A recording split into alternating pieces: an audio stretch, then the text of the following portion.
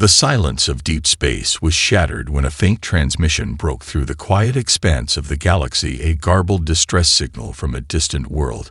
Its origin impossible to trace immediately, but the urgency in the voice was unmistakable alien, and filled with desperation. Their home was burning. They were being hunted not by a single enemy, but by an entire species intent on wiping them from existence.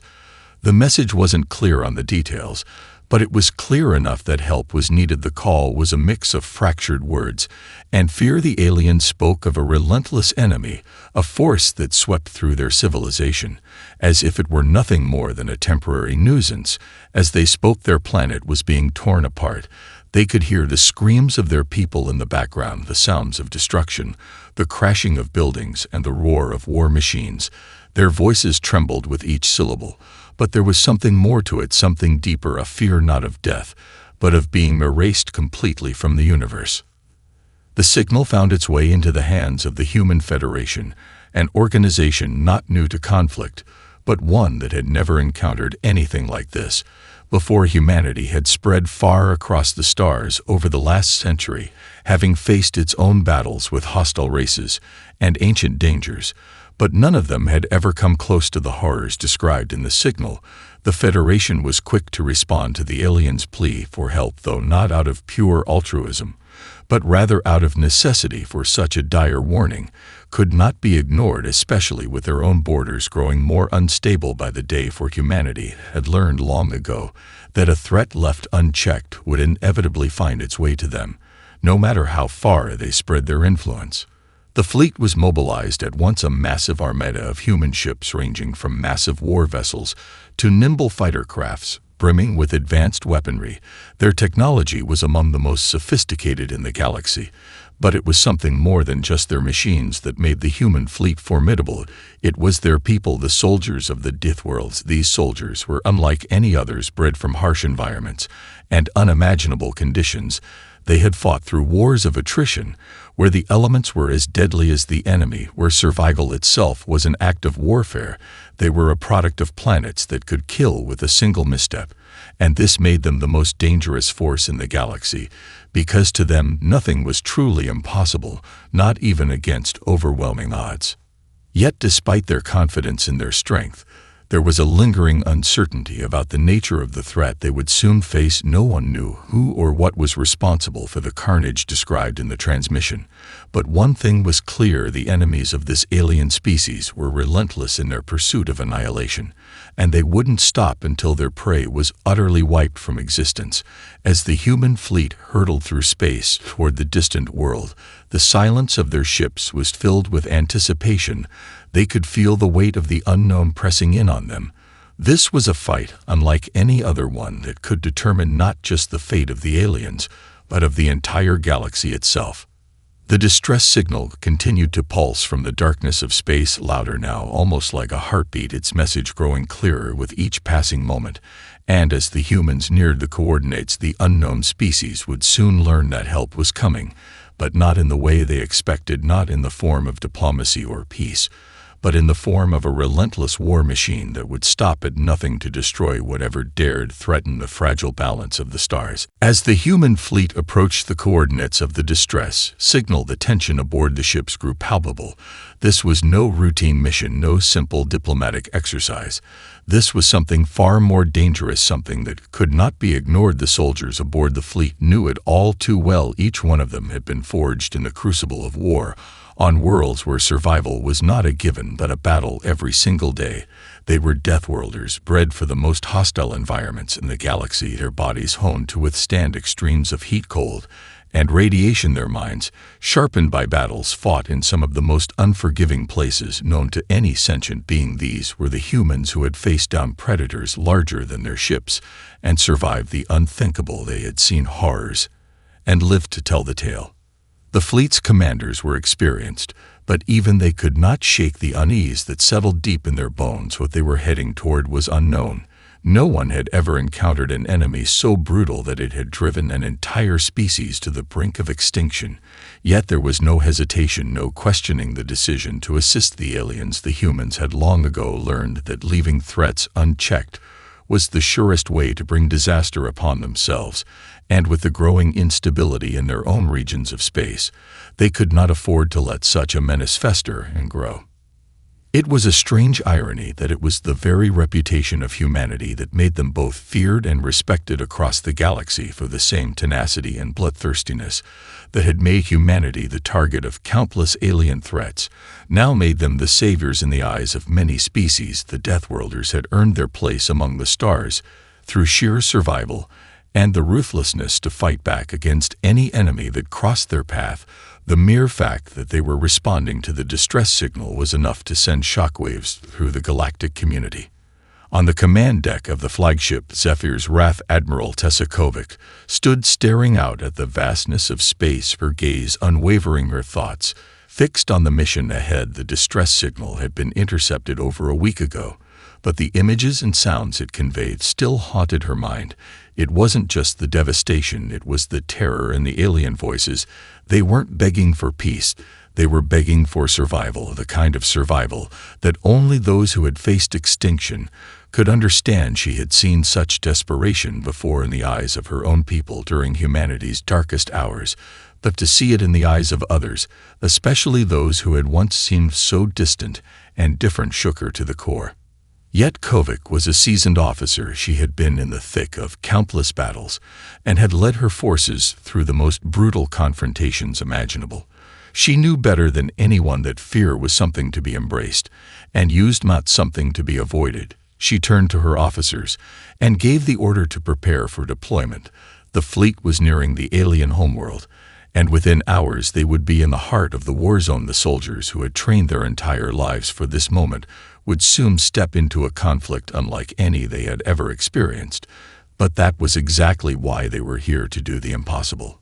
The fleet was vast, 100 ships and thousands of soldiers, all ready for the challenge ahead. As they neared the alien world, the lights of the fleet shone like stars in the darkness of space, their purpose now clear to everyone on board. This wasn't about diplomacy, this was about survival and revenge. The humans would make their stand, and the Scourgers would learn that Deathworlders were not just survivors. They were the most dangerous force in the galaxy. The last thing the invaders would ever expect would be the wrath of humanity descending upon them with all the fury of a species that had lived through the most unforgiving of worlds and emerged victorious time and time again. As the fleet dropped out of hyperspace and entered the orbit of the alien world, the soldiers stood ready, prepared for the fight that was about to unfold. They had no idea what the enemy looked like or how powerful they truly were, but it didn't matter, because in the heart of every Deathworlder beat the same relentless drive to fight, to win, to crush anything that threatened their existence, and that of the galaxy they called home. The human fleet hung in orbit above the alien world, its presence casting a shadow over the beleaguered planet below. From the command deck of Zephyr's Wrath, Admiral Kovic surveyed the planet, its once beautiful surface now scarred by war, fires, and the remnants of shattered cities. The alien species, the ones who had sent the distress signal, had once been a peaceful and intellectual race, known for their art and culture. Now, their world had become a battlefield in which they were hopelessly outmatched. The humans had arrived just in time, but what lay beneath them was a danger no one had anticipated. The planet's inhabitants, frail and delicate by human standards, had tried to defend themselves using advanced technologies, but they were no match for the monstrous enemy that had descended upon them. The Scourgers, as the humans would soon learn, were unlike anything they had ever faced. These invaders were not just another hostile species, they were a force of nature, relentless, brutal, and completely devoid of mercy. Standing at over 10 feet tall, their bodies were covered in thick, armor-like plating that seemed to absorb energy weapons and deflect physical blows. Their faces, if they could be called faces, were grotesque amalgamations of fanged maws and reptilian features, their eyes glowing with a feral hunger that reflected their singular purpose: conquest. The Scourgers hailed from a dying world on the far side of the galaxy, where resources were scarce and survival was a constant struggle. They had learned to adapt by becoming the apex predators of their home planet, hunting in packs and evolving into ruthless warlords. Their civilization had long abandoned any pretense of diplomacy, and now they had taken to consuming and destroying every race they encountered, absorbing their strengths and wiping out their weaknesses. The aliens that had sent the distress signal had been among the first victims of the Scourgers' expansion, swept aside with no mercy, their cities razed and their populations slaughtered. Kovic's mind raced as she analyzed the data flooding in from the fleet scanners. The Scourgers didn't just use conventional weapons. They wielded living technology, biomechanical constructs that seemed to fuse flesh and metal into one horrifying whole. The ships they piloted were living organisms, pulsing with unnatural energy and tearing through space like predatory beasts hunting for prey. Even their weapons were an extension of their own biology, capable of emitting deadly beams of energy or releasing swarms of monstrous creatures designed to overwhelm their victims. These were not invaders to be taken lightly, and Kovic knew that any underestimation of them would be disastrous. In the command center, the officers began to prepare for the worst. It was clear that the human fleet would need more than just firepower to take on this new threat. The Scourgers were formidable, but they were not invincible. The humans had their own secret weapon, the Deathworlders. These soldiers were more than trained warriors. They were survivors, people who had fought against the harshest environments and creatures imaginable. The Scourgers may have been relentless, but the Deathworlders would fight with a ferocity the likes of which they had never seen. "We'll need to strike fast," Admiral Kovic said, her voice steady, betraying no hint of the anxiety she felt. "We cannot allow them to reinforce their position or gain any further ground on this world. We'll deploy the ground teams first, followed by the air and space strikes. We take the fight to them. No more hesitation." The officers nodded, each one understanding the gravity of the situation. The fate of an entire species was in their hands, and the clock was ticking. As the first wave of human ground forces began to deploy, the alien world below seemed to hold its breath. The Scourgers, having never encountered humanity's sheer brutality and adaptability, would soon learn just how dangerous Deathworlders could be. The humans had come to fight not just for the aliens' survival, but for their own survival as well, for in the heart of every Deathworlder burned the indomitable will to survive and to win, no matter what the cost. In the distance, the Scourger war machines rumbled, their monstrous forms emerging from the depths of the planet's ravaged cities. The first wave of human soldiers, clad in adaptive armor and armed with the deadliest weapons humanity could muster, readied themselves for battle. And as the Scourgers advanced, unaware of the force that was about to clash with them, one thing became clear to both sides. The battle for this planet would be like no other. The first wave of human ground forces hit the surface of the alien world like a storm unleashed from the heavens. Massive dropships, their hulls glowing red-hot from atmospheric entry, descended with terrifying speed. Inside, Deathworlder soldiers prepared for the chaos that awaited them. Each one was a veteran of countless battles against creatures and environments that could kill them with a mere mistake. But this was different. This wasn't just another hostile world. This was a fight for survival. And the enemy they faced, the Scourgers, were a threat like no other. The moment the dropships touched down, the soldiers spilled out onto the scared landscape.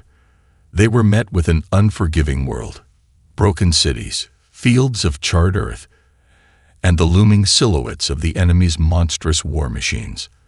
The Scourgers had already begun their assault on the human fleet, firing massive, energy-charged weapons at the sky.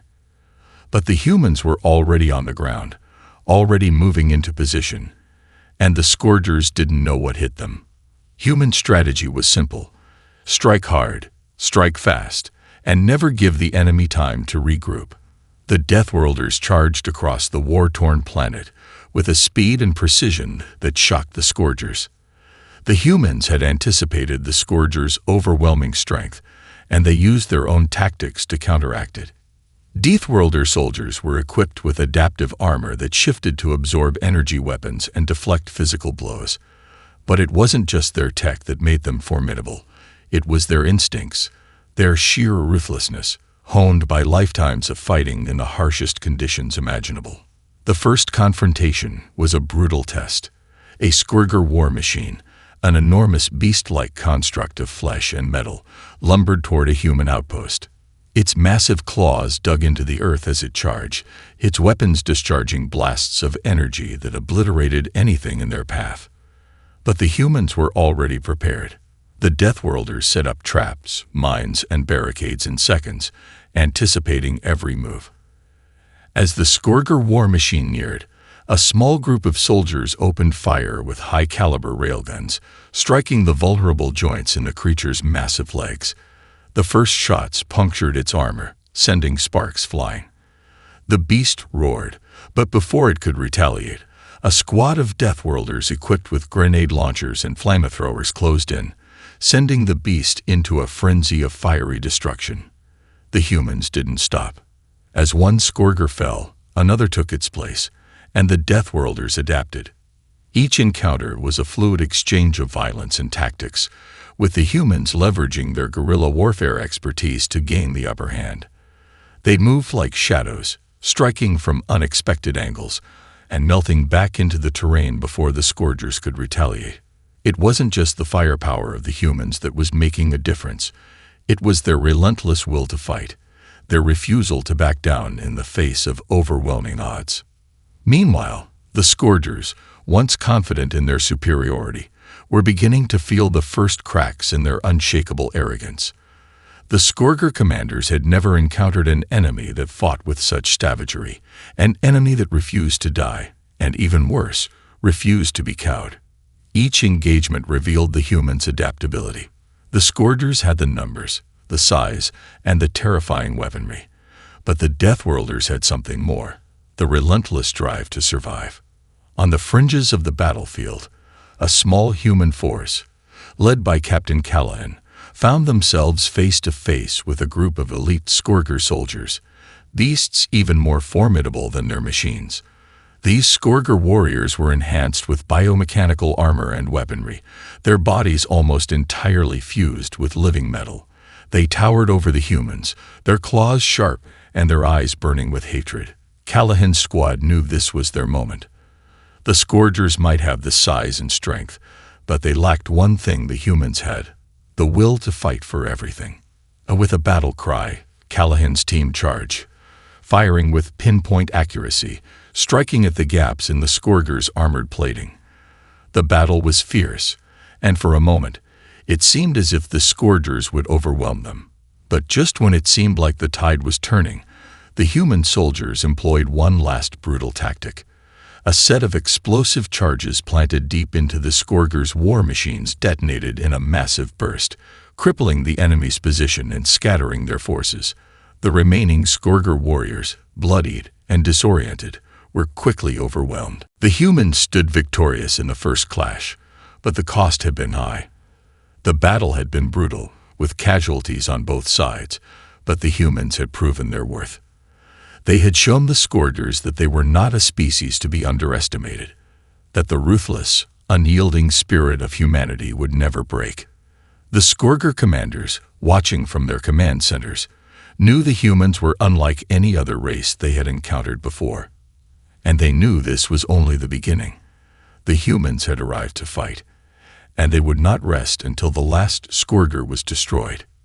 For now, though, the Deathworlders reveled in their victory. The Scourgers had learned the hard way what it meant to face humanity in combat, and they would soon learn that the humans weren't just a threat. They were the one force capable of ending their reign of terror. The battlefield was strewn with the wreckage of destroyed Scourger war machines, their twisted forms half buried in craters and debris. The humans had achieved a stunning victory, but the Scourgers were not the kind to give up easily. In the wake of the battle, the Deathworlders regrouped, their soldiers tending to their wounded and gathering the spoils of war, alien weapons and technology that would be invaluable in the coming fight. But there was no time for rest. The Scourgers would retaliate soon, and they would do so with all the fury of a species who had been stung by their first defeat in countless centuries. Admiral Kovac stood on the bridge of Zephyr's Wrath, watching the live feed of the planet's surface. The Scourger response was already unfolding. From the horizon, massive dark clouds rose, and the unmistakable hum of Scourger warships echoed through space. The battle was far from over. It was only the beginning. "We've got incoming," the communications officer said, his voice tense. "Scourger ships, at least 30, coming out of planetary orbit. They've gathered everything they've got. Looks like they're not holding back." Kovik's jaw tightened. She had expected this. A species like the Scourgers wouldn't take defeat lightly, and now they were bringing their full force to bear. But the humans had something they didn't, a resolve that came from the heart of every Deathworlder soldier. And while the Scourgers may have the numbers and firepower, they lack the single most important quality in warfare: adaptability. "Prepare for defensive maneuvers," Kovik ordered. "We'll meet them head-on. Engage with everything we've got." The human fleet sprang into action, its ships forming up in a defensive formation around the planet. Each ship was an extension of its crew, a deadly machine designed to strike fast and hard. The humans knew the Scourgers would rely on brute strength, but they had learned in the first wave that speed and precision could turn the tide. The Scourger ships, massive and lumbering, were powerful, but they lacked the agility of the human fleet, and that would be their downfall.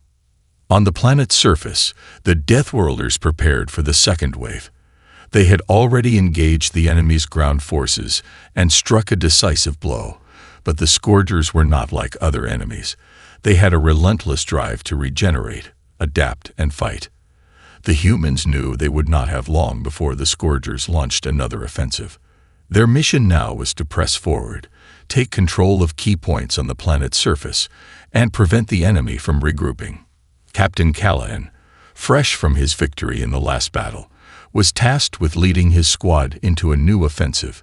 His team had proven their mettle, but they had also taken casualties. The Scourger bio-enhanced warriors had been a tough adversary, but they were not unbeatable. Callahan knew that the key to winning the war was to continue exploiting the Scourgers' arrogance, using their own overconfidence to trap them in deadly ambushes. "All right, team," Callahan said, rallying his squad. "We hit them hard and fast. They're expecting us to retreat, but we'll do the opposite. We push forward, take the command center, and wipe them out at the source. They won't know what hit them." His soldiers nodded in grim determination. There was no fear in their eyes, only the fire of those who had survived against impossible odds. They had fought on the deadliest planets in the galaxy, and they had lived to tell the tale. This wouldn't be any different. The ground assault commenced at dawn, with human forces moving through the ruins of the alien cities, setting traps, creating distractions, and cutting down any Scourger they encountered. The humans were swift, precise, and relentless, while the Scourgers, caught off guard by the speed of the attack, were thrown into disarray. The Scourger commanders had expected their enemy to hesitate, but instead, the humans moved with the confidence of those who had already won the war in their minds. As Callahan's squad infiltrated deeper into the Scourger stronghold, the true nature of the enemy's fear became evident. The Scourgers had fortified their command center, and their most elite warriors were stationed at every possible entry point. But the humans had one thing the Scourgers could never replicate: teamwork.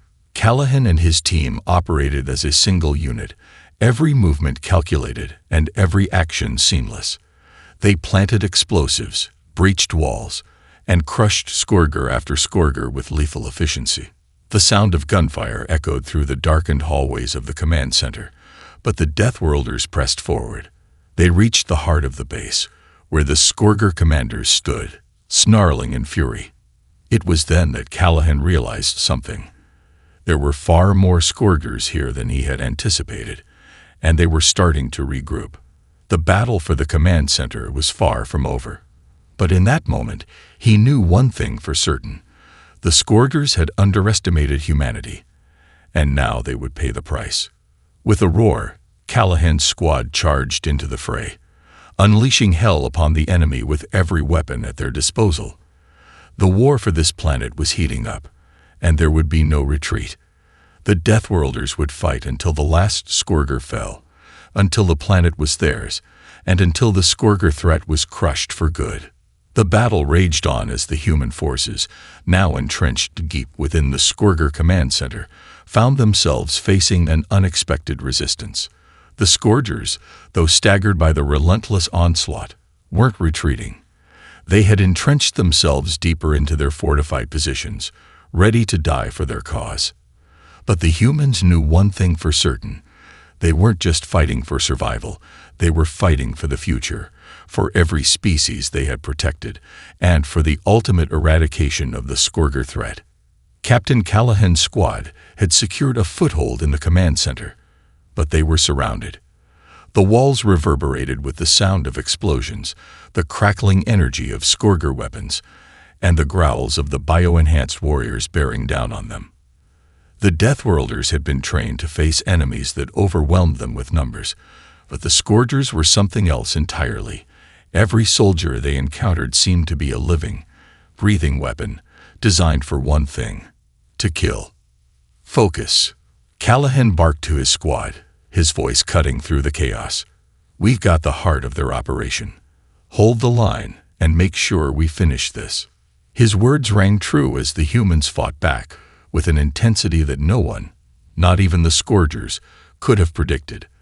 They were outnumbered, yes, but they had the advantage of pure willpower. The Deathworlders didn't fight just for a mission. They fought because they were humanity's final bastion in a galaxy that wanted to tear them apart. Elsewhere on the battlefield, Admiral Kovac watched with keen eyes as the human fleet engaged the Scourger ships in space. The Scourger fleet, massive and intimidating, had arrived in full force, but the human strategy was already in motion. It was not just about firepower. It was about agility, precision, and the art of warfare that humanity had perfected over centuries of conflict.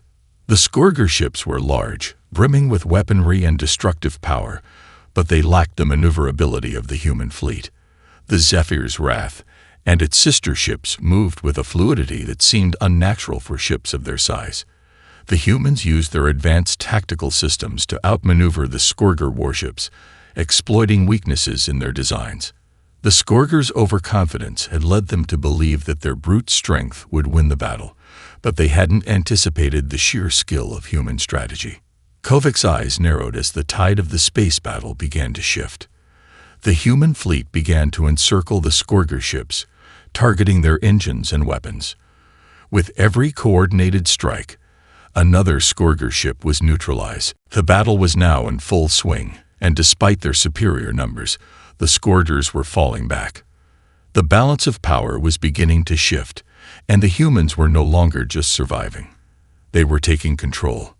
Back on the planet, the human ground forces were slowly pushing forward, one step at a time. Callahan's squad had fought their way to the heart of the Scourger command center, but their victory would not come without sacrifice. One by one, Deathworlders were falling, each soldier's body a testament to their unrelenting spirit. But the humans didn't flinch.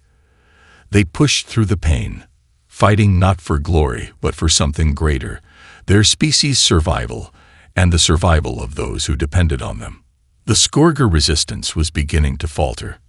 Their command center, once a bastion of hope for the invaders, was now a war zone in itself. Callahan's team had reached the core of the base, where the Scourger leaders were holed up. The final push was coming. "We've got one shot," Callahan muttered, surveying the area. "We hit them now, and it's over." With the remnants of his squad, he charged through the final stretch, his soldiers laying down a barrage of suppressive fire. The Scourgers had no idea what was coming. At the same time, Admiral Kovac had made her move. With the Scourger fleet in disarray, she ordered the Zephyr's Wrath to engage the Scourger flagship directly. The ship's main cannon, a massive weapon designed to rip through the toughest of enemies, fired a single devastating shot, cutting the Scourger flagship in two. The battle in space had reached its climax. On the planet's surface, Callahan and his team finally reached the control room. The Scourger leaders, those who had masterminded this invasion, stood ready. They were massive, terrifying. Yet, in the face of human resolve, they were nothing. With a battle cry, Callahan's squad surged forward. The fight was brutal, but in the end, the Scourger commanders fell. The war was drawing to a close. As the Scourger fleet shattered in space and the last of their leaders were eliminated on the surface, the humans stood victorious. The Scourger threat had been eradicated, but the cost was high. The Deathworlders had proven their worth. They had fought for the survival of their people, and they had emerged as the galaxy's unrelenting protectors. The battle was over, but the victory came at a steep price. As the dust settled across the planet, the sky above the shattered cityscapes was painted in a grim hue, the remnants of the Scourger fleet drifting like broken hulks in orbit. The ground was littered with the bodies of both the fallen Scourgers and the human soldiers who had fought alongside them. Yet despite the devastation, there was a sense of pride among the survivors, a knowledge that they had driven back the unstoppable tide of invaders and saved a vulnerable world from destruction. Admiral Kovic stood on the command bridge of Zephyr's Wrath, her eyes fixed on the flickering screens. The battle in space had been decisive, but the cost in lives had been heavy. A few of her best ships were now nothing more than burning wrecks, and many of her crew had given their lives to ensure the fleet's victory. The Scourger warships that had been too far out of reach to be destroyed in the initial onslaught were now drifting helplessly, their crews either dead or taken prisoner. Still, the price of war was unavoidable, and Kovic couldn't help but feel the weight of it settle on her shoulders. "We lost good men and women today," Kovic said softly, her voice carrying the fatigue of a battle well fought, but at a high cost. "But we've made it through. The Scourger threat is over." Her tactical officer nodded gravely. "Admiral, the survivors are beginning to organize on the planet's surface. They're pulling together, trying to secure the remaining Scourger facilities for analysis." Kovic didn't respond right away. Her thoughts were consumed with the enormity of the task ahead. The Scourger invasion was not just a threat to this world. It had been a threat to the entire galaxy. The destruction they had wrought was unfathomable, and now it was humanity's responsibility to ensure that the Scourger war machine would never rise again. On the surface, the human ground forces had begun their grim work of clearing the last pockets of resistance. The Scourger bioengineered warriors had been relentless, but they had been systematically eradicated, piece by piece, until only a few scattered units remained, retreating into the ruins. The Deathworlder squads led the charge, their battle-hardened minds focused on one singular goal: total annihilation of any remaining Scourger threat. Captain Callahan, battle-weary and covered in the grime of war, walked through the wreckage of the Scourger command center. His squad had done its part, securing key locations and eliminating the Scourger leadership. The enemy was broken, but Callahan knew the war wasn't truly over until the last of the invaders had been wiped out.